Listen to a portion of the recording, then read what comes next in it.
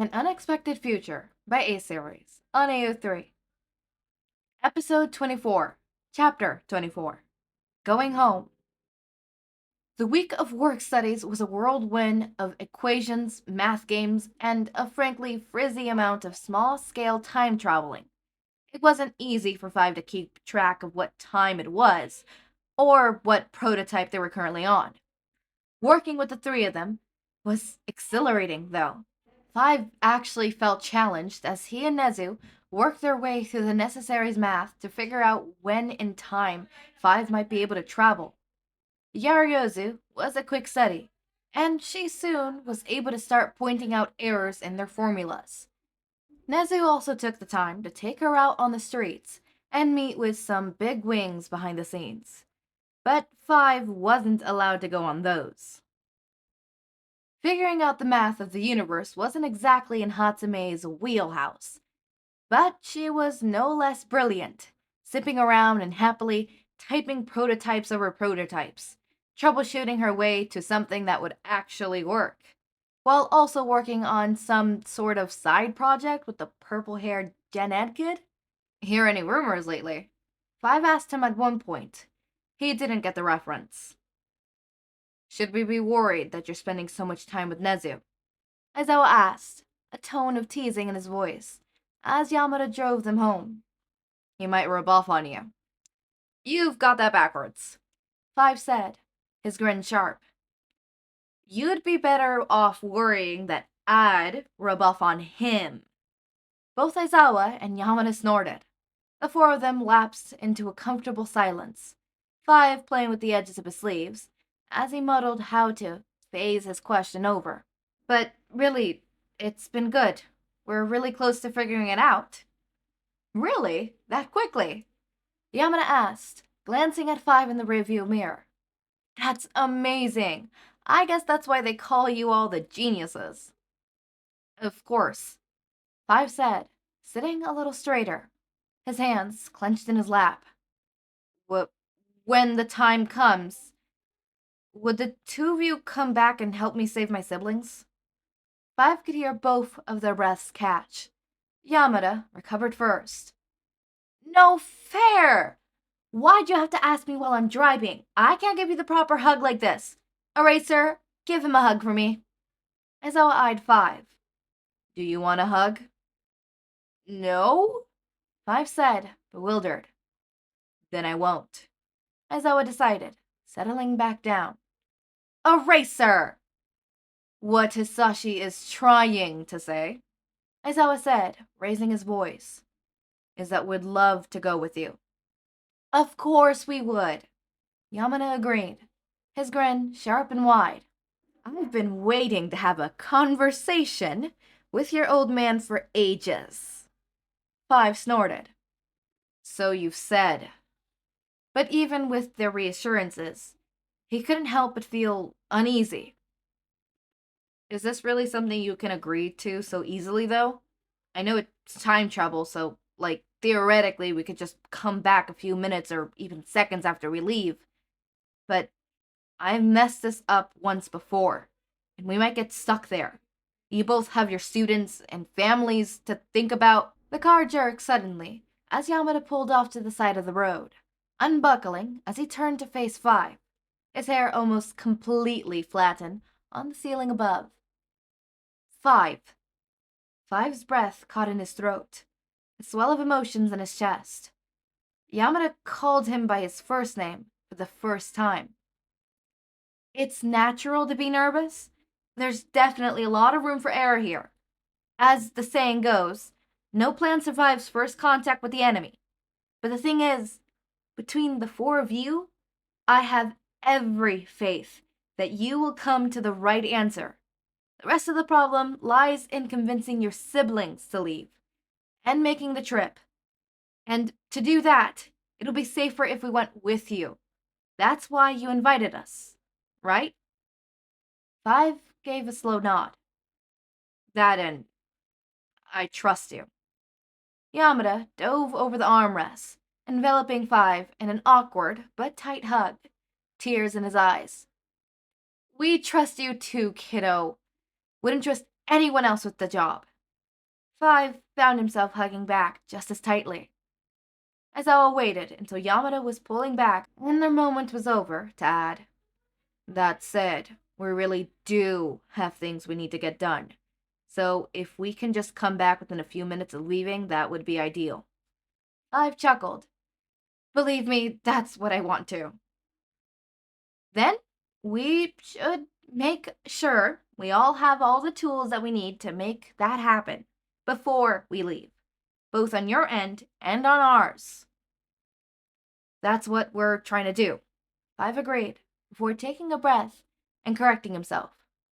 "That's what we're going to do." "There you go." Aizawa nudged Five's arm.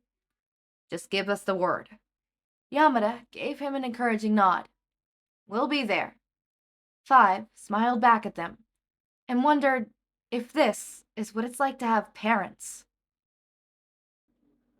"We're really close," Five said to Suyu over the phone late one night. "That's amazing, kiddo," she replied quietly. She was still on her internship, and Five found he liked talking to her while she was out in the city. "Are you excited?" "Yeah, but also kind of nervous. I don't want to get stuck in another time period again, or get turned into an acorn." "Is that a possibility?" "My father seems to think so." "Seems kind of far-fetched to me." "It might have been a scare tactic to keep me away from tempting to time travel." "That sounds more likely, kiddo." "I mean, ideally, you all wouldn't even notice that we left. Would just duck into another room, come out with all 6 of my siblings in tow." "Do you know where you're all going to stay once you're all back?" "Nezu's got some sort of on-campus thing in works. It's not ready yet, but he said that he was moving the timeline so that it will be by the time we attempt to go." "Well, I hope it all goes well. I'll miss you if you never come back." Five's chest felt tight, touched that someone cared enough here that he'd be missed. "You don't need to worry about that. We're all really good at our jobs, you know?" "I know, kiddo, but I'd feel better once you're all back safe and sound." "Thanks." The final project looked like a briefcase. Honestly, Five was surprised at how compact it was, compared to some of their earlier drafts, which included full-body armor and an ectoskeleton that was practically stealthy. But it worked. It worked with small trips, and larger trips, and trips with passengers. It was nerve-wracking, but they managed to get it up to 10 people transporting safely with Five through time jumps. He just hoped that it would be enough when it came to the real thing. He wouldn't admit it, but once everything was done, and they were scheduled to go through with the mission, Five could feel his heart hammering in his chest. He really, really needed this to go well. A hand found Five's back, and Yamada gave him an encouraging smile. "You ready?" Five took a deep breath and nodded. "Of course. Are you?" "You know it." Yamada's grin was sharp. On Five's other side, Aizawa nodded. "I've been checking our equations over and over with Principal Nedzu, but I haven't found any errors." Yaozu assured them. "Everything should go according to plan, but Hargreaves knows what needs to be done if anything malfunctions." Five nodded. So much was riding on him. "Hope for the best and prepare for the worst, as they say." Nedzu agreed. "We've done all we could on this side. The only advice I can give you is to be quick and be persuasive. Don't forget you're dealing with children. But remember that these are Hargreaves' siblings, with all the complexities that entails." The thought of any of his siblings refusing to go had been keeping him up the last few nights. Five really, really hoped that Luther and Diego didn't try to fight their escape too hard. Five didn't want to leave any of them behind. "We know what we're in for," Aizawa said, and Five almost believed him. "It's all ready to go," Hatsumi sang, handing off the briefcase to Five. Five took it, with a respectful nod, triple-checking all the settings, wires, and spare parts before he was satisfied. All right, everyone hold hands like preschoolers, Five said, offering a hand to Aizawa and the other half of the briefcase to handle to Yamada, who took Aizawa's spare hand. Okay. Yaoyorozu began the countdown, determination shining through her nerves. Then, if everyone's ready, the three of them nodded determinedly. 3. Five was really about to go back and see his siblings again. He was going to rescue them. 2. He was going to show them that there was a better future for them, that they didn't need to be alone, hurting, to be used and valued as people, as more than a number. 1. Despite the odds, Five felt oddly grounded in his final second. He didn't know how this encounter would go, but he already knew the outcome.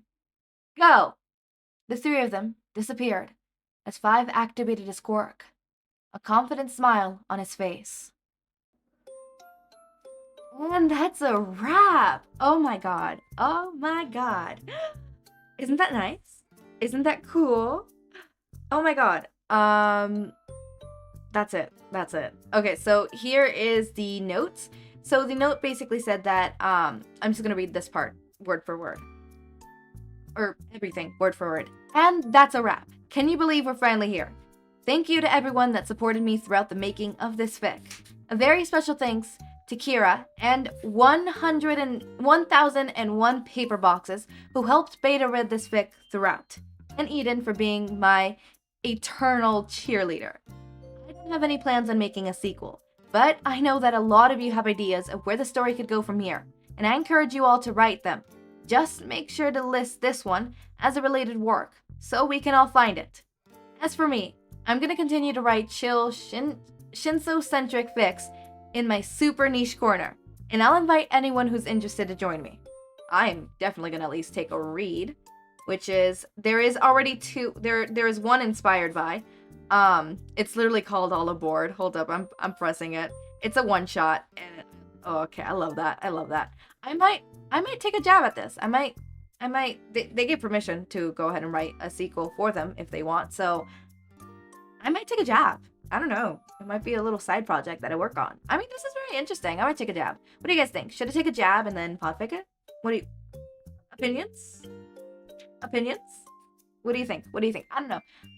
Even if I don't podfic it, I'm still probably gonna maybe take a jab. I don't know. It's just something I'll have to think about because, I really want to see what happens next.